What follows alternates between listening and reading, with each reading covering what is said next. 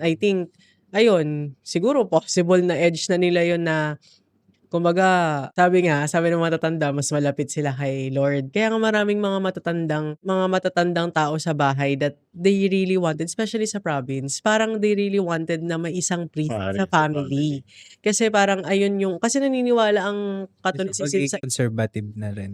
Oo, hindi. Pero yung concept ng intercession na there's someone in between that will parang ibi-bridge ka na mas mapalapit ka kay Lord. Kaya nga May grabe mga ang sa saints saints, kay Mary, gano'n. So, it's the same thing din sa pagiging Ano parish. sila, middleman. Oo, parang sacrifice yun sa family. It's a good thing kasi in terms of spirituality. Kumbaga, parang yun yung edge.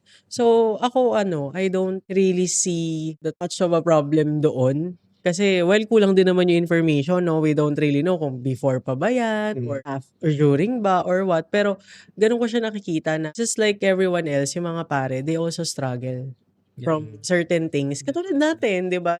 We do a lot of things na hindi naman alam natin na mali, possibly, or sa value system natin mali, pero we still do it kasi we're struggling. No? But as long as nandun yung desire mo to correct or eventually do the right thing, no? So, yung among doon sa mga respondents nyo, in general, paano sila did they grieve doon sa past relationships nila? Thought ka nila. Nagtalo sila, oo. So parang, especially yung isang respondent nyo na during that time na pinili nyo magpare is taken siya. Okay? So ibig sabihin talagang meron siyang active na relationship with someone. So paano nila hinarap yung, of course, magigrieve ka eh. May break up eh. So paano nila hinarap yung ganong mga bagay? Nakita ko po sa results, nagdasal lang talaga sila. Yun lang, parang hindi sila, parang ang nangyari, naging in-isolate nila yung sarili nila.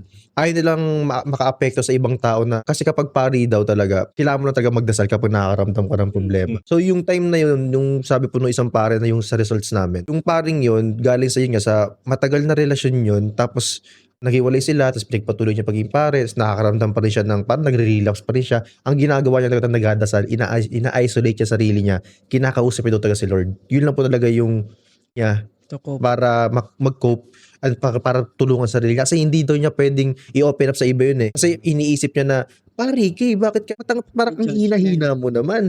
Diba? Kain mo, kaano mo si Lord do? Ba't parang ang hina-hina mo? Ba't parang ang dami mong problema? Yun yung parang ayaw niyang mangyari. Or yun yung ayaw niyang maging tingin sa kanya ng ibang tao. So, ang ginagawa niya na ina-isolate ito sarili niya, nagdadasal daw talaga siya. Pero normal naman daw kung nakakaramdam siya ng ng mga ganung bagay. Kasi tao naman daw talaga siya eh. Ang problema niya lang daw po, hindi niya alam kung paano lumapit sa mga license or mga psychologists. Kasi iniisip niya kapag daw, pare, ba't lalapit yung pare sa atin? Ganun yung problema na kinakaharap niya, na kulang yung intervention or kulang yung support para sa mga pare na nakakaramdam ng ganung mental health issues. Kaya swerte yung mga parish na meron silang brother psychologist. License. Oo, friend talaga nila. Pero ang alam ko po, meron po rin silang subject na Yes. pinag-aaralan. Pero hindi lagi.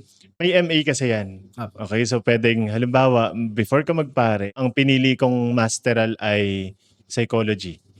So, pwede rin silang maging licensed psychologist. Halimbawa, gusto ko social worker, gusto ko medicine. So, may profession pa sila out. Parang sa army. Parang police. Parang sa police, di ba? Sa isang medical unit, may team. medical, may nurse, may chef. Pero lahat kayo ay uniformed personnel. Yes. So, ganun din sa pagpapare. So, some of them, but not all, ay may background ng psychology. So, yun din yung parang same sa mga nararanasan ng mga mental health professionals. Diba? Na parang hindi pwedeng makita ng iba na ganito ugali ko. Hindi pwedeng makita ng iba na mahina ako. Oo. Kasi sa akin kumakapit ang mga clients ko, mga patients ko, di ba?